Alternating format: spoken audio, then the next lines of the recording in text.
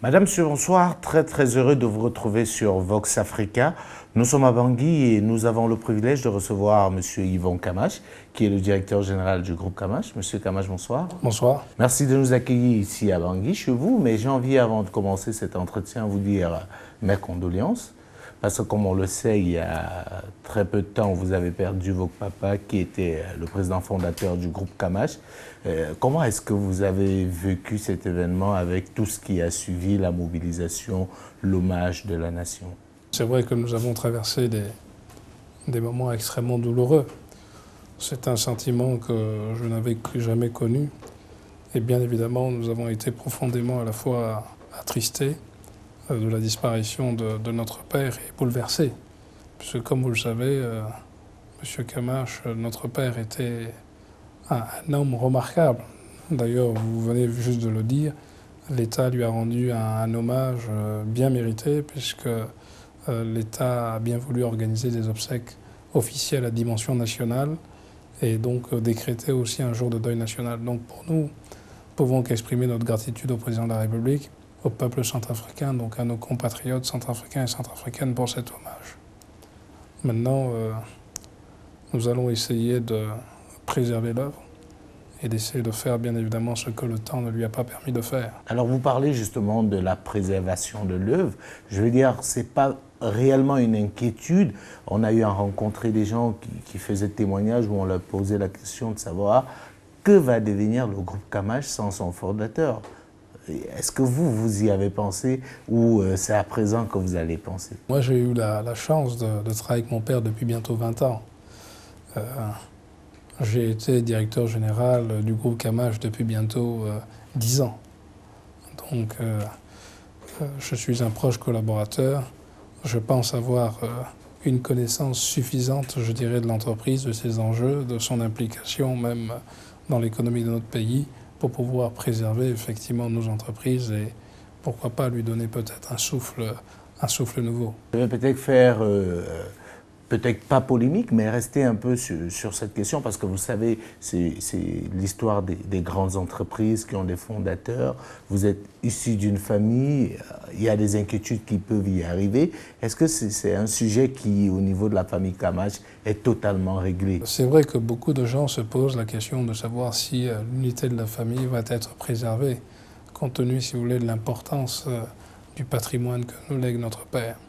Comme je venais de vous dire, ça fait 20 ans que je travaille avec le papa et nous avions toujours essayé de réfléchir sur la sécurisation, les moyens, je dirais, pour pérenniser effectivement nos entreprises.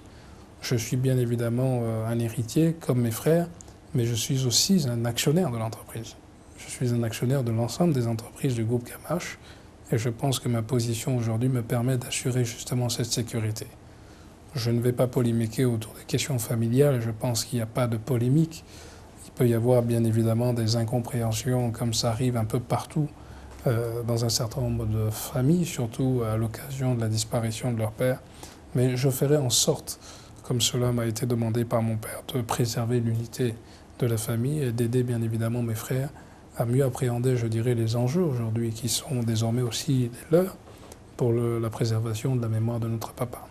Nous ferons en sorte que la mémoire de notre père reste vivace dans notre esprit et, comme je disais encore, préserver l'œuvre qu'il a accomplie au fil des années, pas après pas, palier après palier, et qui nous offre aujourd'hui, je dirais, un destin extraordinaire, un destin exceptionnel, celui de participer, je dirais, au développement de notre pays et de se mettre au service de la communauté.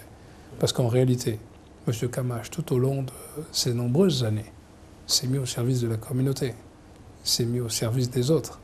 C'est vrai que c'est un homme d'affaires.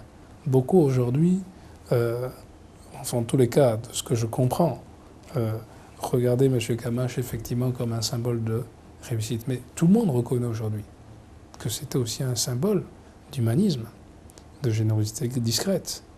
Et c'est vrai que tous ces témoignages depuis ces derniers jours, ces dernières semaines, ces derniers mois, tout concourt autour de cet humanisme, je dirais, de M. Kamache. Donc, au-delà, si vous voulez, du patrimoine qui nous lègue, qui est un patrimoine matériel important, qui dépasse les limites même de notre destinée, une charge, bien évidemment, un héritage bien difficile à assumer. Mais il n'en demeure pas moins que il nous offre aussi d'autres sillons. Et je crois que ces sillons sont des sillons culturels, des sillons humanistes. Et il faudra que désormais, nous aussi, que cela puisse influencer notre vie de manière à ce que nous essayons de préserver ces valeurs qui ont été les leurs, qui ont d'ailleurs, lui ont valu ce succès et cette réussite aujourd'hui reconnue et établie, que ce soit au niveau de la République centrafricaine ou au niveau international.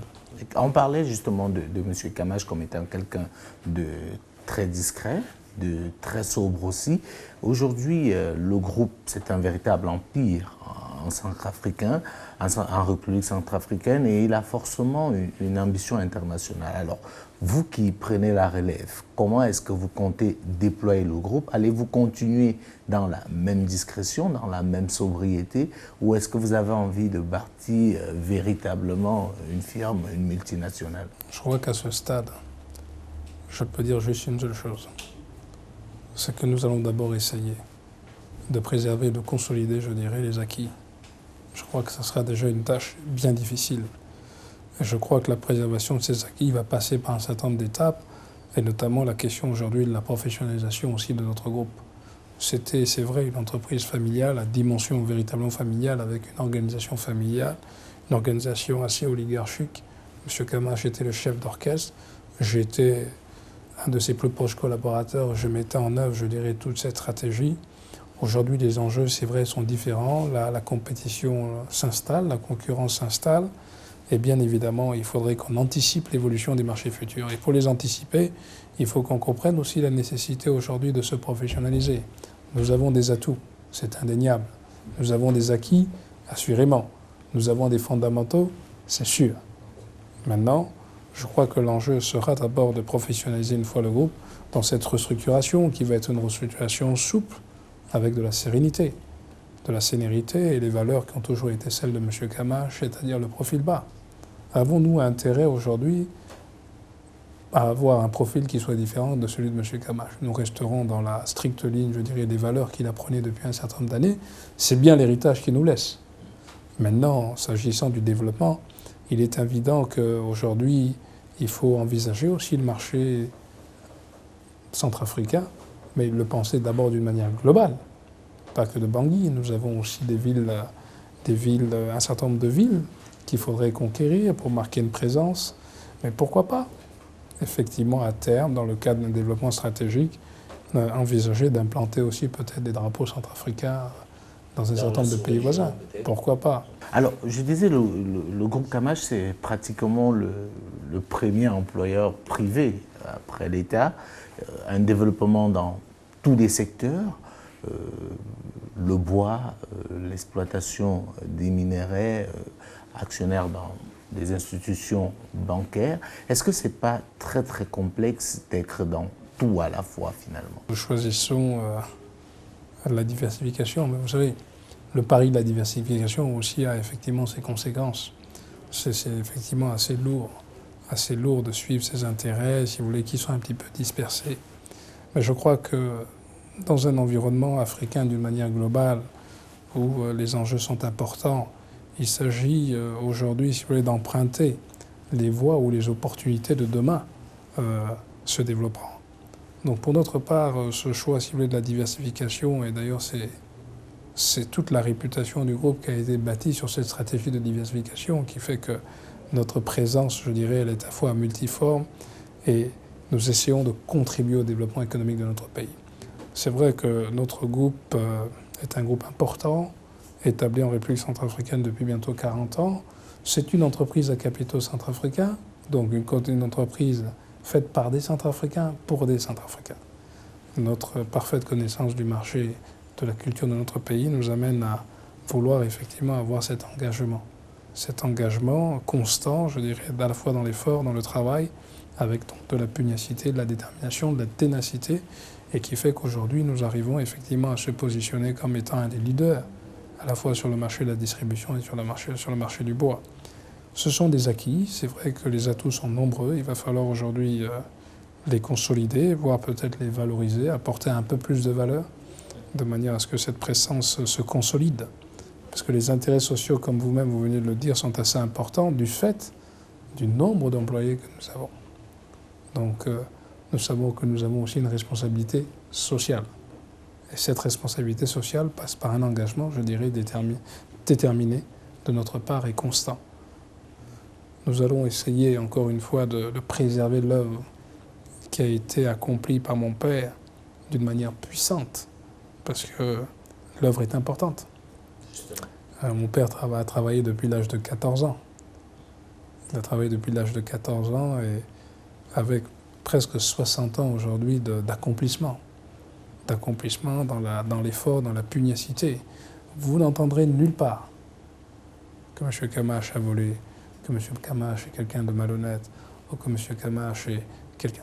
Je crois que toute cette bénédiction divine, pour ceux qui sont croyants, une grâce particulière qu'il a reçue depuis ce cheminement, je dirais, dans les affaires, peut se résumer peut-être à une chose essentielle, qui est tout l'enseignement aujourd'hui que j'en tire, c'est le service à sa communauté, le service aux autres. Et je crois que lorsqu'on est déterminé à se mettre au service des autres, je suis convaincu que nous aurons nous aussi notre part pour tout le travail accompli pour la communauté. Alors, M. Camache, quelle est votre plus grande crainte aujourd'hui? Qu'est-ce qui vous fait le plus peur? Assumer ce patrimoine colossal ou la dureté de l'environnement? Parce qu'il faut le dire, la Centrafrique n'est pas réputée être l'un des pays les plus stables, c'est présenté comme l'un des pays les plus pauvres, l'un des pays les plus corrompus. Le père Camache a réussi à survivre à tout cela et on remarquait également qu'il n'a jamais eu des rapports compliqués malgré la succession des régimes qu'il y a eu au pouvoir. Est-ce que tout ça ne vous fait pas peur? Beaucoup de choses se disent sur effectivement la situation, que ce soit économique du pays ou la situation politique. C'est vrai, notre pays, la République centrafricaine, traverse des moments difficiles. Il n'est pas évident effectivement dans un contexte extrêmement secoué par un certain nombre d'instabilités politiques qu'un certain nombre d'investisseurs effectivement s'intéressent au pays. Ce que je voudrais dire, et j'insiste souvent lorsqu'on me pose la question, pour nous qui avons été d'abord nés dans ce pays et qui avons développé des activités depuis bientôt 40 ans, et moi étant présent au conseil exécutif du groupe depuis bientôt 20 ans, je crois que une partie de ma vie, j'ai été aussi un observateur privilégié, je dirais, de la vie socio-économique et politique de mon pays. Notre est un pays qui suscite un certain nombre d'intérêts économiques. Vous savez, l'économie est une équation qui est relativement simple. Elle peut se résumer en ces termes. Est-ce qu'aujourd'hui, les ressources dont dispose l'humanité pourront prendre en charge les besoins de l'humanité? Et une fois que vous arrivez à appréhender l'enjeu de cette question, vous comprendrez l'importance stratégique de votre continent. Pour vous qui êtes Camerounais, pour moi qui suis centrafricain, pour d'autres qui sont ivoiriens ou ghanéens ou sénégalais, l'Afrique représente un enjeu économique majeur. Et il y a une réémergence stratégique de l'Afrique et c'est évident. Aujourd'hui, l'Afrique, c'est 1 milliard d'habitants. En 2050, nous représenterons 30% de la population. L'Afrique est le continent où les retours sur investissement sont les plus élevés au monde. L'Afrique sera le premier marché de consommation d'ici 50 ans. L'Afrique sera le continent où vous allez retrouver le plus de jeunes âgés entre 15 et 24 ans dans un pays, sur un continent.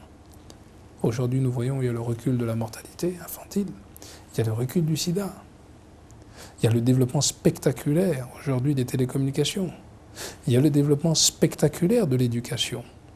Vous avez aujourd'hui 95% de la population qui est alphabétisée. Donc nous sommes en train effectivement de réussir quelque chose d'extraordinaire qui sont ces objectifs du millénaire sur le plan de l'éducation. C'est vrai que nous avons encore beaucoup d'efforts à faire sur la question effectivement de l'éducation. Mais vous avez aussi un développement spectaculaire de l'éducation privée, de l'enseignement privé dans nos pays. Donc, je crois que essayons de voir cette Afrique d'une manière un peu plus positive. Lorsque je voyage, je participe à des colloques internationaux, que ce soit au niveau du MEDEF, la conférence permanente de la Chambre de commerce ou d'autres activités consulaires, puisque je suis également vice-président de la Chambre de commerce et vice-président du patronat. J'ai eu la chance de participer à 2 colloques très intéressants cet été, que ce soit au MEDEF. Le thème était « Rethink Africa out of the box ». C'est-à-dire qu'aujourd'hui, les Occidentaux eux-mêmes s'interrogent sur la manière de repenser les relations avec l'Afrique. Ça veut dire qu'aujourd'hui, ils considèrent l'Afrique comme un enjeu, une réémergence stratégique. Mais si nous, les Africains, n'appréhendons pas les enjeux de demain, je pense que ce sera difficile d'être au rendez-vous. Donc l'Afrique aujourd'hui, c'est une opportunité extraordinaire pour 2 raisons. Le contexte mondial. La deuxième raison, c'est l'effet de levier du capital humain existant, qui devrait nous permettre, je pense, dans les 50 années qui viennent, de nous positionner d'une manière remarquable sur l'échiquier économique. Pour répondre principalement à votre question, je n'ai pas de crainte. Je n'ai pas de crainte. J'ai tout simplement, si vous voulez, la détermination et la volonté de vouloir accompagner le développement de mon pays. Aujourd'hui, ma mission, elle est simple. Vous savez, M. Kamash, avant de décéder, puisque j'ai eu la chance de l'accompagner jusqu'à son dernier soupir, a dit une phrase remarquable. Il m'a dit, mon fils, ma mission est terminée. Le Seigneur a retiré ma flamme, le Seigneur a retiré ma santé, je n'ai plus la capacité d'agir, ma mission est terminée. Ça veut dire que lui-même a considéré, bien qu'il soit un homme d'affaires, qu'il avait une mission. Et cette mission, encore une fois, c'est de se mettre au service de sa communauté, se mettre au service de son pays, de se mettre au service de ses entreprises. Toutes ces entreprises ne font que concourir au développement de ce pays. Donc, pour nous, je crois que l'enjeu, il est assez simple, en fait. L'enjeu est de poursuivre l'œuvre. Alors, on va terminer peut-être avec un mot à ceux qui nous regardent, aux potentiels investisseurs, à tous ceux qui ont une image, je vais dire, figée de la République centrafricaine. Qu'est-ce que vous souhaitez leur dire? Et un petit parallèle, est-ce qu'on vous verra dans le pétrole? Parce qu'on annonce le pétrole, il y a des recherches qui disent qu'il y a du pétrole, notamment dans la zone de Birao. Est-ce que le groupe Kamash va s'y intéresser? Vous savez, c'est vrai, lorsque on veut investir dans un pays, pour nous qui sommes aussi des hommes d'affaires, probablement aussi à la conquête de nouveaux marchés, on se pose toujours la question du risque. On évalue le risque. Quel est le risque? Aujourd'hui, si vous voulez, le risque tel qu'il est défini n'est pas un risque opérationnel ni un risque financier. C'est une notation qui est faite sur la base d'un certain nombre d'éléments qui, des fois, ne cadrent pas avec la réalité. Ce sont des notations qui sont faites au niveau international et qui déterminent, si vous voulez, le niveau de risque d'un pays. Et on dit effectivement en République centrafricaine, le risque est élevé. Bon, ok, dans le doing business. Mais je pense que lorsqu'on fait des affaires, c'est pas tout le monde qui passe par le doing business pour faire des affaires. Ne passons pas par la Banque mondiale pour faire des affaires. Nous venons, nous respirons le pays. Nous regardons le pays. Nous regardons les acteurs majeurs qu'il y a dans ce pays. Faisons des études de marché. Nous observons, nous avons nos propres indicateurs qui nous permettent de déterminer le risque. Aujourd'hui, vous avez des banques qui sont présentes. Vous avez des assurances. Vous avez des activités de distribution. Vous avez des activités industrielles. Vous observez tout ça, vous dites les entreprises sont là. Alors, comme je viens de dire, l'Afrique va représenter l'enjeu principal dans les 20-30 années qui viennent. Si je suis opérateur économique, si je suis un investisseur, faut-il que j'attende que le marché arrive à maturité, que les gens s'installent pour arriver et dire je vais faire des affaires? Non. Je crois que la capacité d'un homme d'affaires et la qualité essentielle, c'est d'anticiper l'évolution des marchés futurs. Et un investisseur, il lui appartiendra de faire ses propres recoupements, de venir voir ce pays, d'être en contact avec un certain nombre d'entreprises, avec les institutions, de se faire sa propre idée du pays, de manière à pouvoir justement anticiper l'évolution des marchés futurs. Nous sommes un pays en construction. Vous-même, vous venez me dire, mais est-ce que le groupe Kamash sera dans le pétrole? Donc ça veut dire que vous êtes en train de me dire que le pays va devenir un pays pétrolier. Et si ça, vous le savez. Non, Donc c'est juste pour vous répondre et dire, si vous considérez que le pays va devenir un pays pétrolier, donc vous pouvez imaginer que les investisseurs viendront. Alors, juste de leur dire, écoutez, ce pays deviendra probablement un pays pétrolier, pour que les uns et les autres comprennent que ce pays va mobiliser effectivement des revenus importants, faire face d'une part à ses obligations régaliennes et permettre peut-être à des entreprises comme les nôtres, nous sommes des entreprises centrafricaines, ça s'est fait au Congo, ça s'est fait au Tchad, qu'il y ait aussi des entreprises centrafricaines qui profitent des effets de levier du pétrole. Nous, pour l'instant, bien évidemment, nous n'avons pas une grosse connaissance sur ce marché. Nous avons, pour l'instant, les choses se font. L'État essaie de mettre en place les mécanismes de manière à ce que ce pétrole puisse sortir sous terre. Et je crois que, à partir de là, je crois que l'État essaiera d'élaborer une stratégie pour qu'il y ait aussi des compatriotes centrafricains qui puissent accompagner le processus de développement de manière à maintenir aussi ses capitaux et les revenus ici en République centrafricaine. Bien évidemment, le groupe Camache restera disponible, restera ouvert de toutes les façons pour saisir toutes les opportunités dans ce sens. Et ce n'est que légitime. Merci beaucoup, M. Yvon Camache. Madame, monsieur, merci à vous de nous avoir suivis. Nous étions en compagnie de M. Yvon Camache, le directeur général du groupe Camache, qui est un très, très grand groupe ici en République centrafricaine. Bonsoir à tous.